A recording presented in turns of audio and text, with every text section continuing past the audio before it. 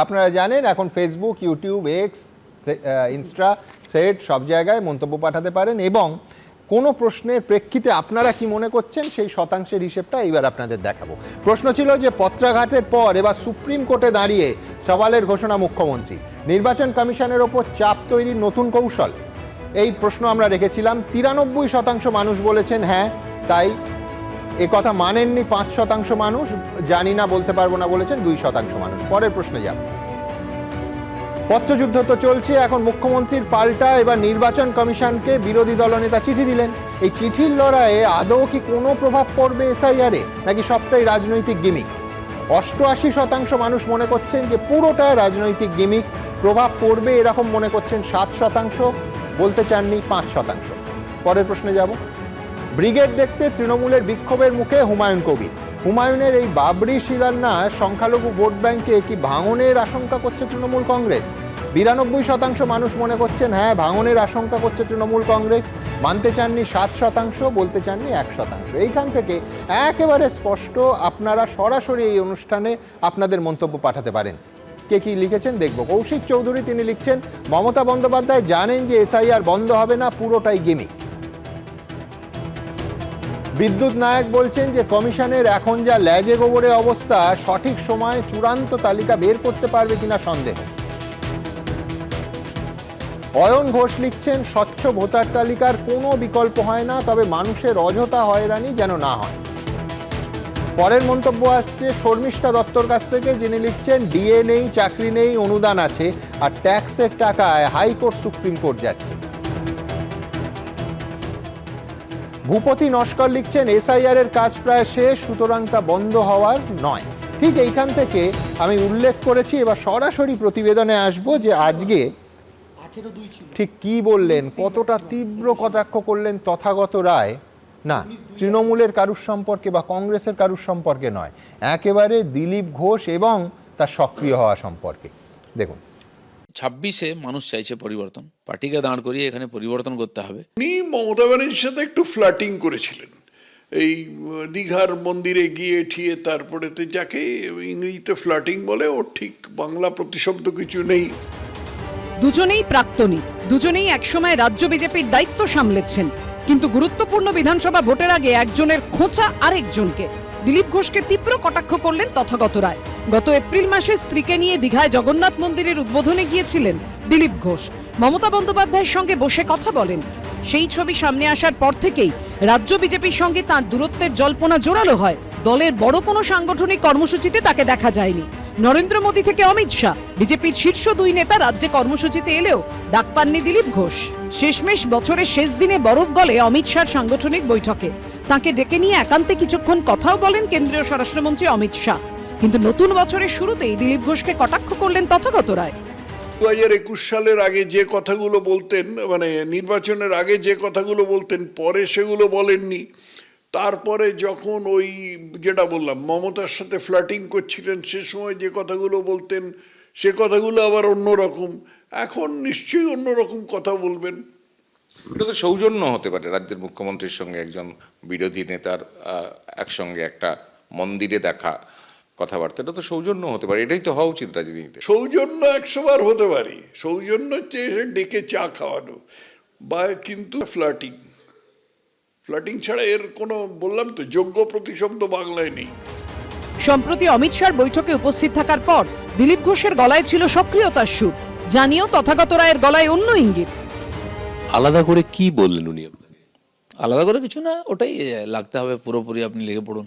তো আমি তো বললাম আমি তো লেগেই আছি, কিন্তু পার্টি ঠিক করবো আমি কি করবো না করবো, কাজ দিতে হবে। তো বলি না ঠিক আছে, পার্টি যারা নেতৃত্ব তারা ঠিক করবেন সব। বিজেপি 2019 সালে যে সবচেয়ে বেশি আসন পেয়েছে সেটার কারণ একটি ব্যক্তি, তার নাম নরেন্দ্র দামোদর দাস মোদী। ঘোষ না, আর কেউ নয়। দিলীপ ঘোষ এলেন বা গেলেন তাতে কিচ্ছু এসে যাবে না। এই রাজ্যে মুখ্যমন্ত্রী হবার হকদার বা যোগ্য ব্যক্তি একমাত্র শুভেন্দু অধিকারী। হাই প্রোফাইল ভোটের আগে রাজ্য বিজেপির দুই প্রাক্তনীর এই আচরণ কি আদৌ কাম্য? কৃষ্ণেন্দু অধিকারী, সোমনাথ দাস ও সমীরণ পালের রিপোর্ট, এবিপি আনন্দ। শঙ্কু, আমি খানিকক্ষণ আগে বলছিলাম না যে নির্বাচনের আগে একটা টানাপোড়েন শুরু হয়, নানা রকম রদবদল শুরু হয়।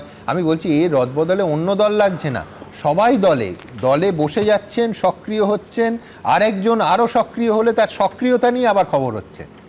এখন দেখুন, আপনার প্রাইম টাইমে আপনাকে খবর করতে হচ্ছে। ও তথাগত রায় আমার প্রাইম টাইমের জন্য?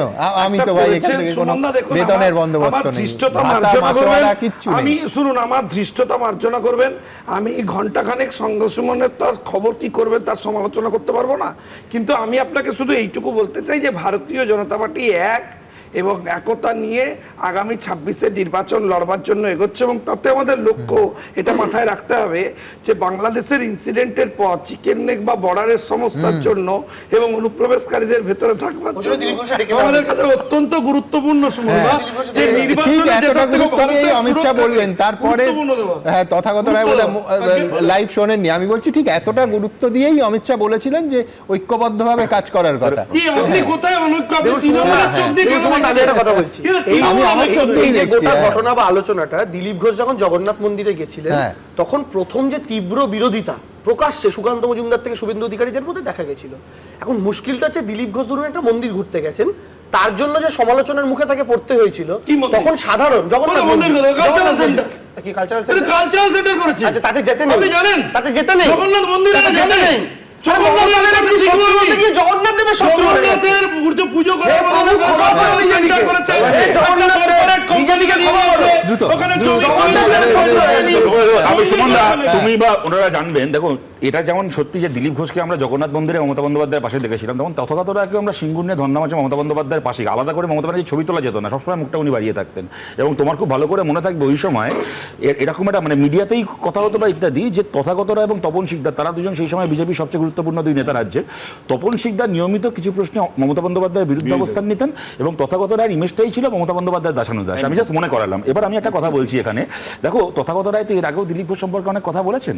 ওদের দলের মধ্যে কি গোষ্ঠীদ্বন্দ্ব আসে কি নেই সেটা ওদের ব্যাপার, কিন্তু উনি যে একটা অভিযোগ করেছিলেন যে বিজেপির মধ্যে প্রার্থী ঠিক করা হয়েছিল দিলীপ ঘোষের আমলে টাকা পয়সা দিয়ে এবং মহিলাদেরকে পণ্য হিসেবে ব্যবহার করে, তা যদি হয়ে থাকে তা কিন্তু রাজনৈতিক নয়, তা কিন্তু ক্রিমিনাল অফেন্স, তার কিন্তু একটা তদন্ত বিহিত হওয়া দরকার। শুনুন সুমনদা, আমি আপনার কাছে একটা কথা বলছি। আমার বক্তব্য হচ্ছে শতরূপ কি বলছে তার থেকেও আমার কাছে গুরুত্বপূর্ণ। আমি এটা বলবো সুমনদা যে আপনারা যে যে যে একটু অভিযোগ বা যে বিষয় তার থেকে তো ভয়ঙ্কর বক্তুই। তুমি কি কামনি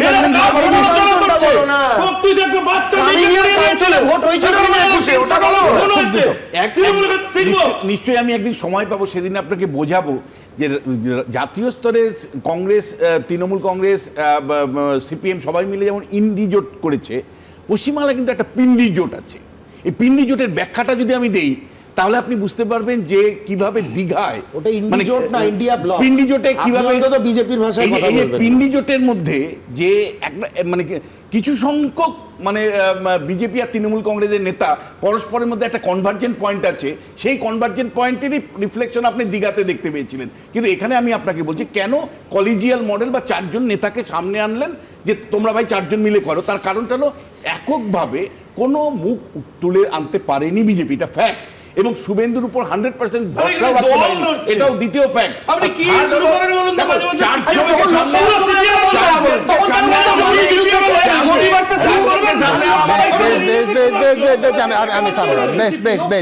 এবিপি আনন্দ এগিয়ে থাকে, এগিয়ে রাখে।